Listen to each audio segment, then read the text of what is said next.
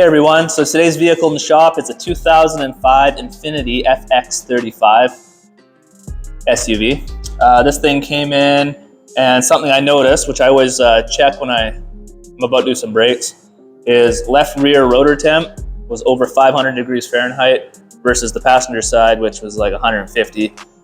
So 500 is super abnormal. Something seized on in this caliper, or a collapsed brake line or something, but I've already diagnosed everything. The brakes were also down to metal. We're doing pads, rotors, calipers, front and rear, and the part brake is in the hat of this rotor, so we're gonna pull everything apart and assess it, and I'll show you guys how to do brakes. Let's go.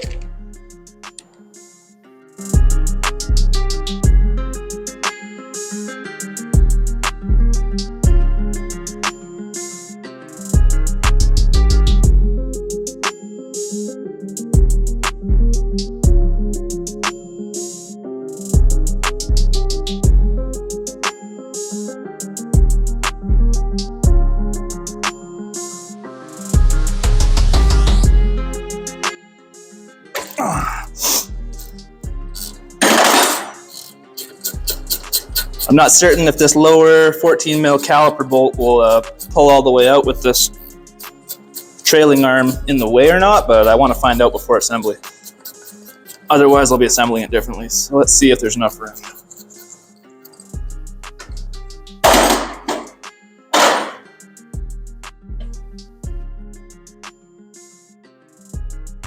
Yeah, not really. Let me show you what I just meant.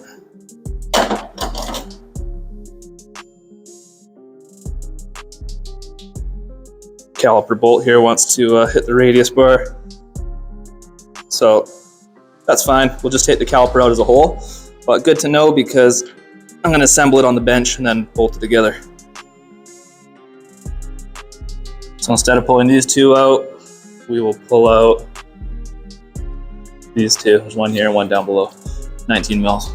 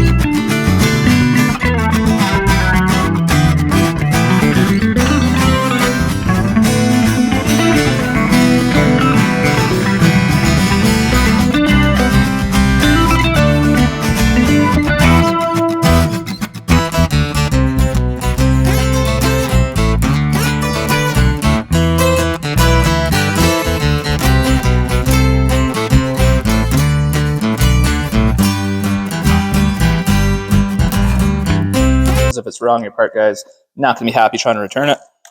Don't tear the box open.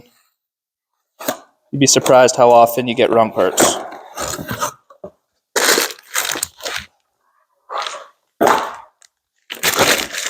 Before even opening the bag, check rotor diameter outside to outside, that's good. Flip this around, put it on the step like this, make sure that's touching, everything's good. Same offset and everything, and then check bolt pattern and hub diameter. Boom, easy. Now it's done. Now I can cut this open and that'll go for a clean before assembly. So same idea with everything really. Hardware kit. Springs are looking same size, same shape. This looks right to me. Oh, this box was already a bit torn, but jeez, there you go.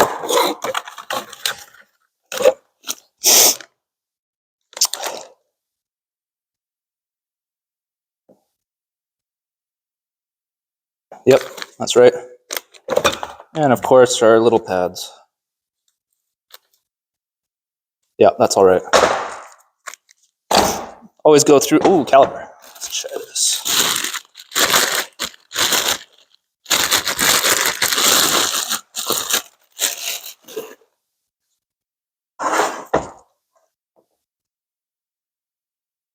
Yep, looks good.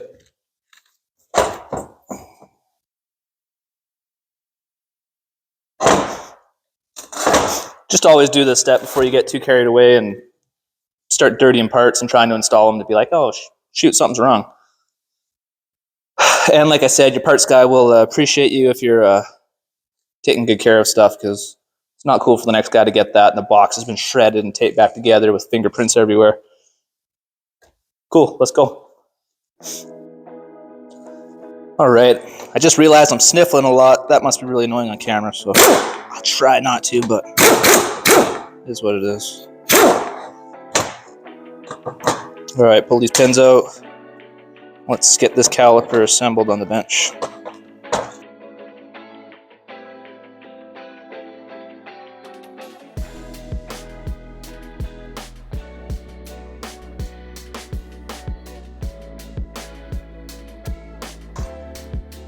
So squeal tabs are always on the inboard, on the piston side of the caliper.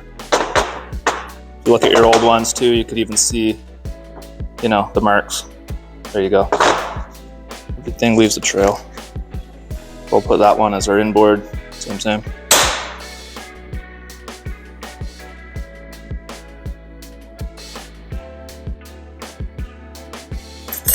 I like to use this green Permatex silicone brake lube. Been using this for a very long time. Works good.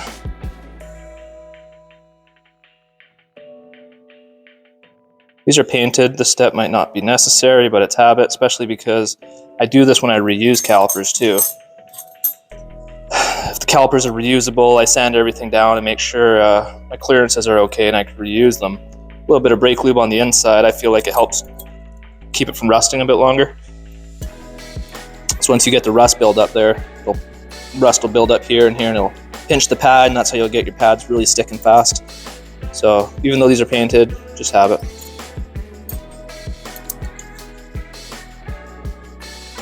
And then we'll lube the top side of them.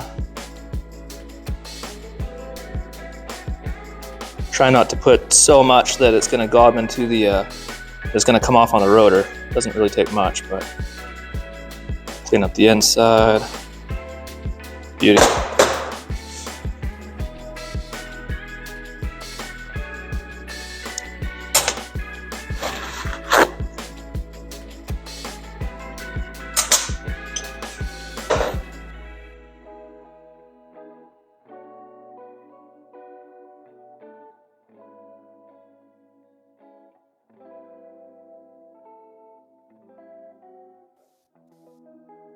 Also put a little bit of lube on the back side of each pad where the piston will sit, or where these two pieces sit.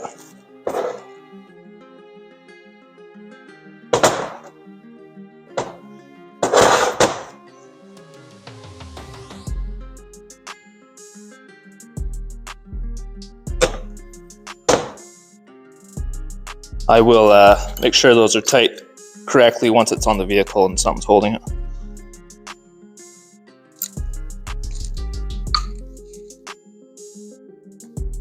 Okay, that's ready to go.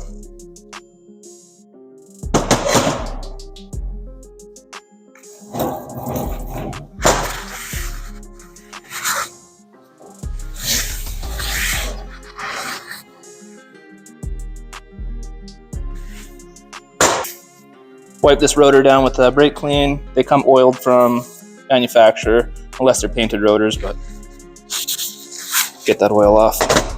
That prevents them from rusting. All right, let's go clean up the part brake stuff. Okay, we're gonna clean up all this hub diameter here. We're gonna clean up the backing plate, clean up. We're gonna get all these little tabs right here and here and here. This is where our part brake shoes are gonna sit. I want those clean. And then we're gonna hit these all with silicone lube. Okay, that same green silicone I was using. Down here is our part brake pivot.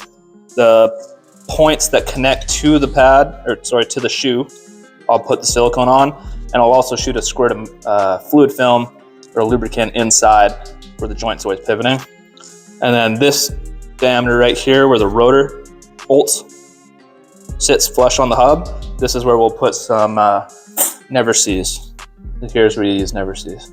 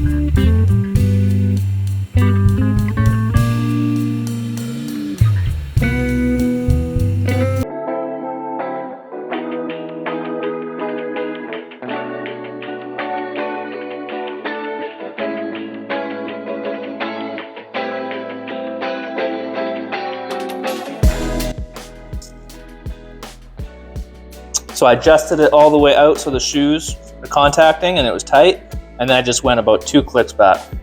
And we're gonna check the part brake pedal and we're gonna make sure it holds and make sure it releases before we put the caliper on.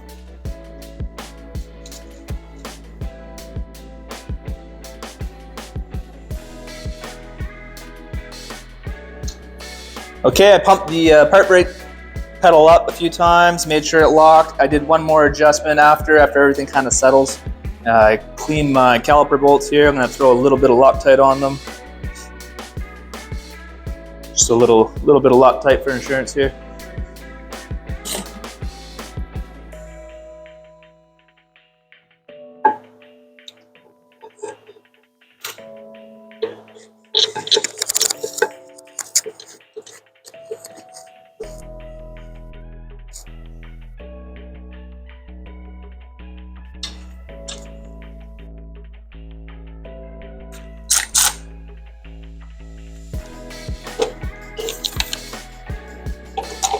And I'm just gonna check the other bolts here.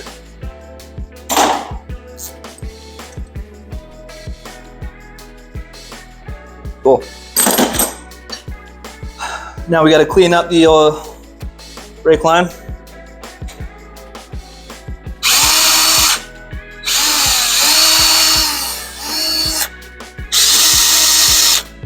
Nothing aggressive, just like that. Brake clean it now.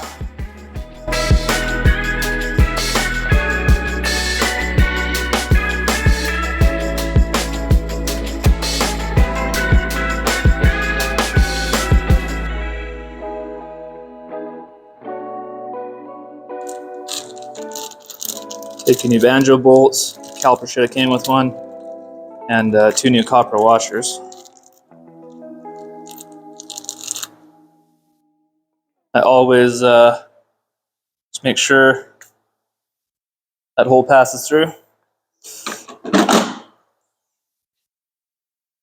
Copper washer on each side.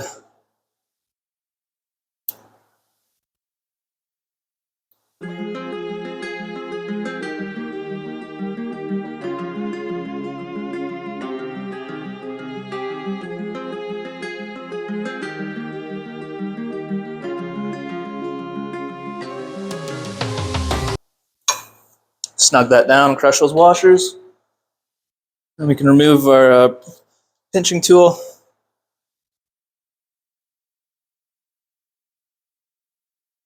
All right. Oh, don't forget to put your little rubber plug in, take it off the old rotor. Now I'm going to drop the vehicle down, suck out the master cylinder, all the old brake fluid out of it. We'll refill that up, and then we're going to bleed the brakes.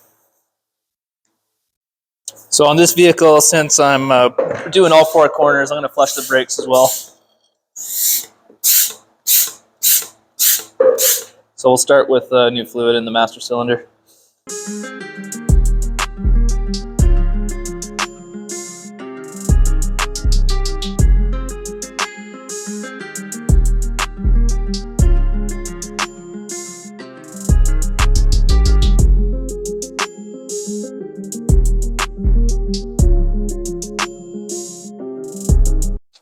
Okay, so I'm going to crack this bleeder right here. I like to let everything kind of gravity bleed to get a few drips coming out. And in the meantime, we're going to set up another tool here. So this is a little Mighty Vac hand pump kit.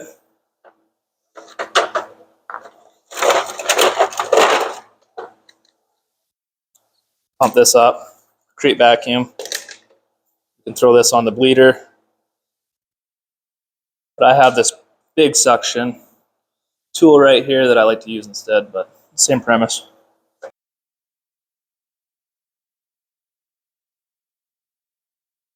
Here you can see she's starting to come out. It's gravity bleeding. I'm going to throw my tool on the end here and pump up a vacuum.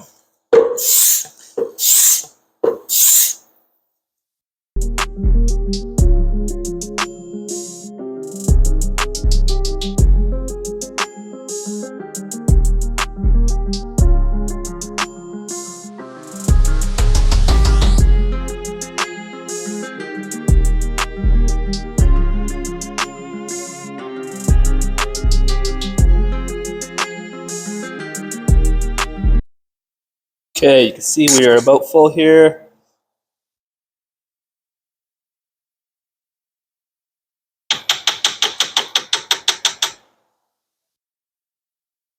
Give a few little taps to the back of the caliper. If there's any trapped air bubbles, they find their way to the top. I'm gonna close this. Oh, there's still a vacuum on it.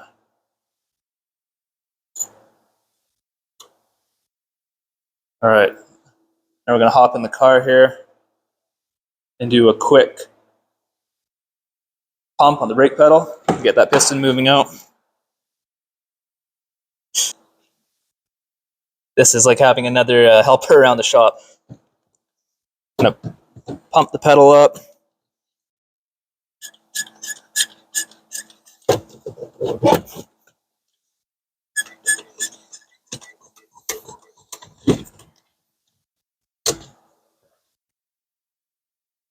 Hold the brake pedal down.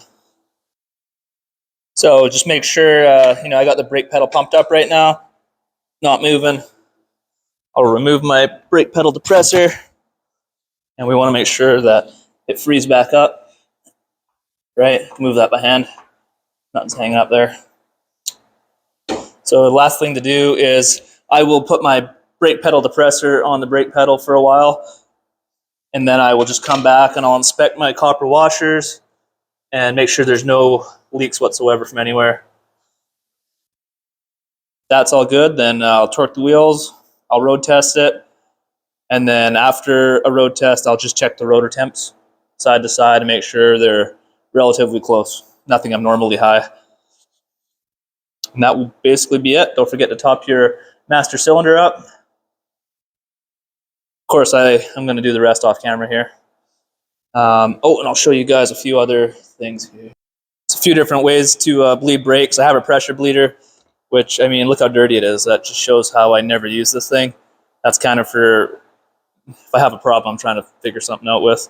And then the old, throw a bottle on it, and this is a lot easier when you have somebody helping you, but I figured out the easiest way to do this by myself is using a little bottle here from my Mighty Vac kit. And that hand pump works fine, but with this thing I can just pump it up and walk away from it. This little one here, you're going to be monitoring it constantly by hand, but yeah, that's it. Pads, rotors, calipers. All right, everyone, that's pads, rotors, calipers, and part brake shoes on a Infiniti FX35. Pretty simple job, really, if it's a little daunting. Things to note here: make sure you torque your wheels on the way out. Make sure you got a good brake pedal. Pump your brake pedal up and make sure it's holding. Also, make sure when you let go of the brakes, the rotor is now free. It's not sticking and dragging on. I put Loctite on the caliper bolts. Some manufacturers recommend this, some don't. I do it on every vehicle. Peace of mind, little insurance. And when I'm done road testing this vehicle, I'm also going to grab my temperature gun. I'm just going to go around and check the rotor temps and make sure they're all relatively close. You're allowed to have some variance side to side, and obviously the front brakes are going to be hotter than the rears. The fronts do a bit more work, but you shouldn't have abnormal temperatures. So like when I started this job and it was bad brakes, that caliper seized on was throwing over 500 degrees Fahrenheit in that rotor. That's not good. Average temps I find are in the 150 to 200-ish range degrees Fahrenheit for the circuit I do on my road test anyways. Yeah, fresh brake fluid, no air, everything torqued. You'll be good to go. Hope you enjoyed the video. Oh, I'm also going to throw up a few links to some of the stuff I use, like the silicone brake lube that I use. I use that thing on a lot of stuff too. It's great for seals, like if you're putting fuel injector seals in or you're doing anything brake related. That's my go-to. Both the shops I worked in before I went out on my own, that was religiously what they used, and they were very well-renowned shops, so I've been using it for over a decade with no issues. Also, this is kind of a super handy little tool. If you've seen me use this to hold the brake pedal down, I work alone in the shop. This is like having another person so many times. If you have to hold something up or brake pedal, whatever, gas pedal, whatever. Yeah. Thanks for checking it out, guys. If you found this at all useful, shoot me a thumbs up. Thanks.